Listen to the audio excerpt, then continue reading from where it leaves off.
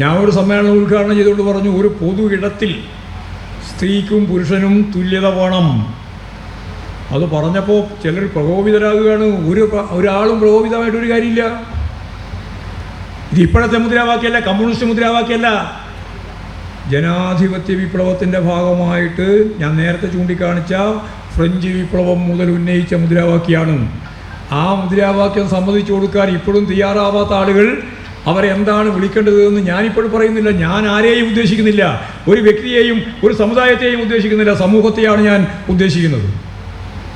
പൊതു ഇടത്തിൽ സ്ത്രീക്കും പുരുഷനും തുല്യത വേണം, തുല്യാവകാശം വേണം, അതുപോലെ തന്നെ സമത്വം വേണം, ജനാധിപത്യ അവബോധം വേണം. അതിനൊന്നും സാധിക്കുന്ന രീതിയിലല്ല ഇന്ത്യൻ ഭരണകൂടം. എന്തുകൊണ്ടാണ്? ഇന്ത്യൻ ഭരണ സംവിധാനം 1947 ആഗസ്റ്റ് 15 സ്വാതന്ത്ര്യം കിട്ടിയപ്പോൾ കമ്മ്യൂണിസ്റ്റുകാർ ഉയർത്തിയ ജനാധിപത്യ വിപ്ലവത്തിൻ്റെ ഭാഗമായി ഭൂപ്രഭുത്വം അവസാനിപ്പിക്കുക, ജന്മിത്വം അവസാനിപ്പിക്കുക എന്ന മുദ്രാവാക്യം ഇവിടെ പ്രാവർത്തികമാക്കാനായില്ല. ബ്രിട്ടീഷുകാർ കെട്ടുകെട്ടുക എന്ന് മാത്രമായിരുന്നു ബ്രിട്ടീഷുകാർക്കെതിരായിട്ടുള്ള സമരത്തിൻ്റെ ഭാഗമായി കോൺഗ്രസ്സുകാർ കണ്ടത്.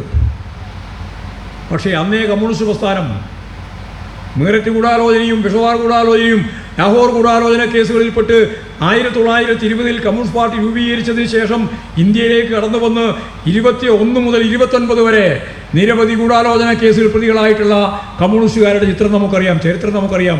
എന്തേ കാര്യം? ബ്രിട്ടീഷുകാർ കെട്ടുകെട്ടുക മാത്രമല്ല, ബ്രിട്ടീഷുകാർ കെട്ടുകെട്ടുന്നതിനോടൊപ്പം ജന്മിത്വം അവസാനിപ്പിക്കണം, ഭൂപ്രഭുത്വം അവസാനിപ്പിക്കണം.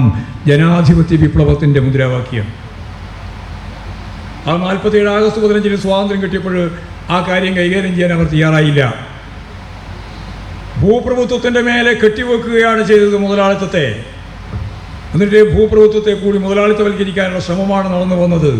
അതിനെ സംരക്ഷിച്ചുകൊണ്ട് തന്നെ സാമ്രാജ്യത്വ ശക്തികളെ പൂർണ്ണമായിട്ട് ഉൾച്ചേർത്തുകൊണ്ടാണ് സമ്പദ് വ്യവസ്ഥ കൈകാര്യം ചെയ്തത്.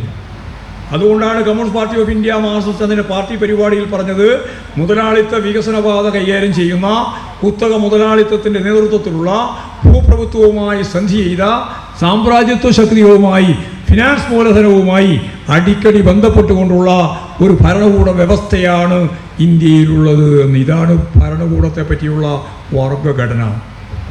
കൃത്യമായ നിലപാടാണ്. ആ കൃത്യമായ നിലപാടിൻ്റെ ഭാഗമായിട്ട് communist party of India Marxist കൃത്യമായിട്ട് പറയുന്നത് ഭരണവർഗ പാർട്ടികൾ, അത് ഭരണവർഗ പാർട്ടി എന്ന് പറഞ്ഞാൽ ഭരിക്കുന്ന പാർട്ടി മാത്രമല്ല, അത് റൂളിംഗ് പാർട്ടിയാണ്, അത് ഭരണവർഗത്തിൻ്റെ ഭാഗവുമാണ്. ഇവിടെ ഈ കോൺഗ്രസ് ആയാലും BJP ആയാലും രണ്ടും ഭരണവർഗ പാർട്ടി തന്നെയാണ്. നിരവധി സംസ്ഥാനങ്ങളിലെ പ്രാദേശിക പാർട്ടികളും ഈ ഭരണകൂട സംവിധാനത്തെ അംഗീകരിച്ചു പോകുന്നവരാണ്, അവരും ഭരണവർഗ പാർട്ടിയാണ്.